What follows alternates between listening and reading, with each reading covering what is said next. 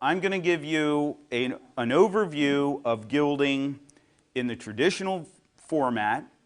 I'm going to tell you about things that have been added, that some of which I've mixed in myself, some of which have come from other trades and other disciplines. And I'm going to have this be an interactive demonstration so that you can participate and get a sense of what it's like to handle a sheet of 23 karat gold that's 1/250,000th of an inch thick. And imagine that 500 years ago, someone said, yeah, I think we should take carved wood, rabbit skin glue, calcium carbonate, and then, yeah, let's get a gold nugget and beat it really thin and put it on top, and it'll look like solid gold. And if you look at this top corner of this frame, it's a pretty convincing illusion. The burnish is the process of polishing the gold and causing it to look literally solid. That's the magic, and I've prepared, this is like a cooking show where I've made the chicken already and then I just put on the sauce. So I've got some leaf here that I put on earlier, and I'm guessing that in this particular room, because of the dryness or moisture, whichever it is, enough will have left the system that I can burnish it so you'll see that. I'm also going to actually leaf here so you can see the gold going on. Frames from the Renaissance and earlier that were still bright burnished gold because the system is so stable as long as you don't touch it with water, because you can wipe it off. Just that simple. So it's an amazing system. When you brush gesso on and surface it properly, you get a surface that is surprisingly porcelain-like. And again, wood, chalk, and glue. And one of the downfalls of a gilded frame is when the illusion is convincing, people take it literally. They think it is something solid. So they pick it up by the ear. And the ear comes off because it splits with the carving or it splits with the cast 19th century ornament. So damage is very, very common.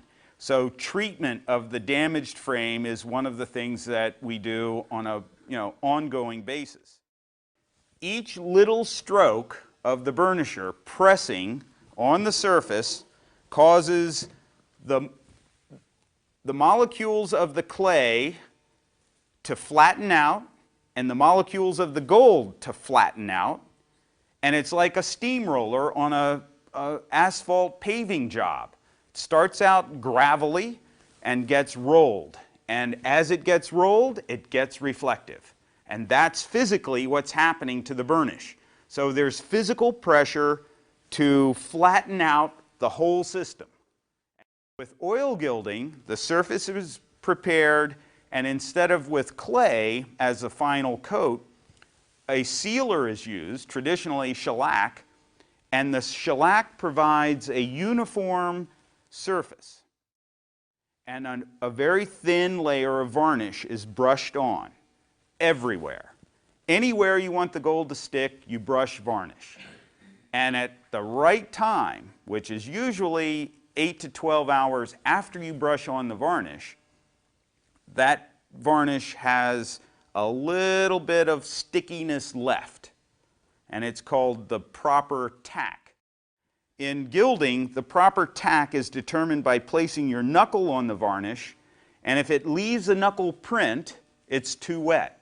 And if it goes click, when you lift up your knuckle, it's just right for gilding, and you'd better be ready to gild.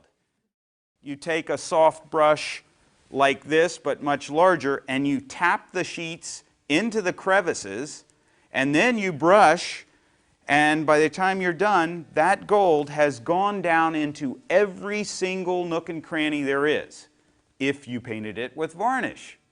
If you missed a spot, it comes out yellow. Or if you can get the sheet hanging and not blowing too much in the wind, and you can get a backlight, you can see your finger go behind the leaf. You look through the leaf. And then you can also check the gold for, there are different grades. There's glass gilding for decorative sign painters. It's the gold that's the protective layer. And if you seal that, the varnish is going to go. Well, I'd like to thank you all for coming to this demonstration, and I would like to say that you will leave with a body of information that's hard to collect in one single dose in any given place on the planet.